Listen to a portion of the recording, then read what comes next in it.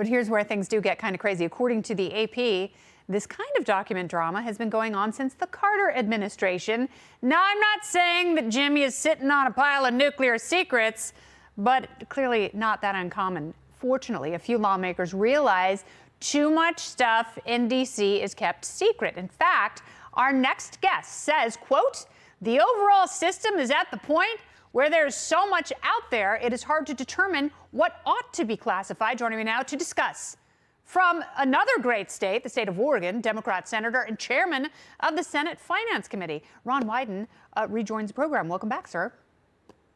Kennedy, thanks for having me. It's good to be having a discussion with another privacy hawk. Yes, absolutely. And you are one of the people in Washington who has been very consistent about this. And you also have always tried to cross the aisle in terms of issues relating to surveillance and privacy and perhaps even overclassification.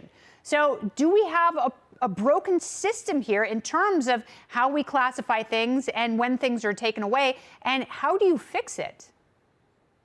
It is truly broken, Kennedy, and it is not a partisan issue. It is so messed up that I'm not convinced that you see classified something that ought to be classified, and then you see a bunch of stuff classified that ought to be declassified. And we are just drowning, literally drowning in these new digital records. Senator Jerry Moran, he's the Republican of Kansas, he and I are working to do something about it. And I want to credit the Director of National Intelligence, Avril Haines, for being willing to take on some big turf battles, because a lot of people want to guard their kind of system, but this is not serving America. And obviously, this is sort of above and beyond what is being discussed with the presidents, and we can talk about that as well. All right, so one of my guests last night had a good idea, and that was to extend a grace day to everyone who might have classified documents in their home. It's sort of like the purge, where they have one day to go through their stuff. Maybe they take a month to go through, and when they do find top secret documents or whatever classification they might have on top of them, they can bring them to the National Archives or the FBI or the Justice Department. Do you think that is one way we're going to get some of this back into the pen?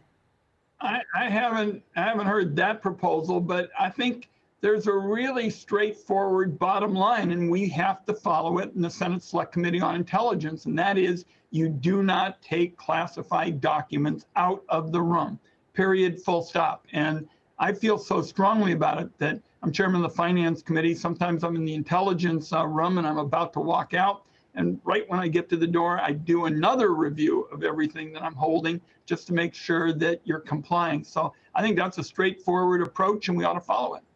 Why do so many people have a hard time following that approach? Is that once you leave the Senate and you become vice president or president, is there a greater sense of entitlement? What explains that? Because it's kind of across the board and it is cross-party, certainly.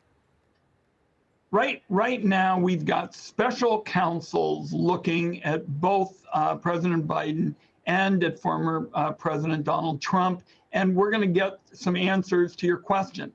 I'm really interested in trying to make sure that we get more facts about this. I think in particular that in the Intelligence Committee, Senator Warner and Senator Rubio, a group of us feel very strongly that we ought to be able to get access to all of these presidential classified documents, just if for no other reason to make sure we can deal with counterintelligence. Yeah, I mean, there is a reason a lot of this stuff is classified, but there's also other stuff that's been, to the point you brought up, that's been classified for so long, it no longer needs to be. But so much of it has gotten away from us, and that's why you've talked about the Director of National Intelligence trying to work in a bipartisan manner to figure out if we are, in fact, overclassifying and how to rein that part of it in, because there are two problems there. And while I have you here, I want to ask you about something else that I know you are very passionate about. You are calling for an investigation into a super creepy mass surveillance tool the man is using to snoop on innocent Americans. According to a new report, More than 600 law enforcement agencies across the country, federal, state, local, have been tracking money transfers between people in the U.S. and other countries. Basically, if any person here has ever sent cash to a family member overseas using Western Union or a similar company, they may have been tracked. The program director says it's designed to keep tabs on drug cartels and other criminals trying to launder money, but does it violate the Fourth Amendment, Senator? This program is an absolute disaster, and it is possible to deal with security issues without sacrificing liberty this way. And let me make sure that your viewers know what's at stake. This program lets the government serve itself an all-you-can-eat buffet of Americans' private and personal information, and they can do it while bypassing any kind of court oversight. And it started as an itty-bitty program in Arizona when they were concerned about money transfers. Now you've got scores and scores of agencies feasting on the personal data of Americans. And we're talking about Americans from all over the country. Yeah, and oftentimes people who use some of these wire transfer services, for whatever reason, they can't use traditional banking methods. But now they are being treated like criminals. And I guess that's the problem that I have with it, is you just assume because someone has bad credit or someone has a criminal record from the past that they're committing crimes now. And it really does, in a blanket fashion, treat everyone who might be transferring money for whatever reason. You know, maybe your grandma just had an operation. Maybe you want to send her grocery money and she happens to be in Eastern Europe. Well, you can be tracked by not just the federal government, but state police, local police. You're on their radar.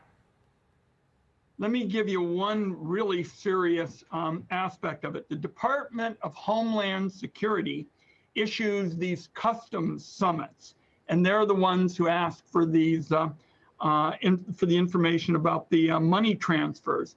But the information doesn't even go to the federal government, and that really opens up the opportunity for all of these other agencies to go on a fishing expedition and get people's personal data. And once a fishing expedition has been started by local law enforcement, the FBI can swoop in. They don't need any sort of probable cause. And they can do further expeditions of their own. It is an incredibly unfair process. I'm glad that you are keeping tabs on it and forcing the issue. I hope at some point they clean up Portland, because it used to be the most livable, beautiful city in the world, and now it's gotten kind of gross. We were on trash pickup last weekend. We're going to get it done. All right. And pick up some of the Antifa trash, too. Senator Wyden, thank you very much for your time. Good to talk to you. Thank you. Absolutely.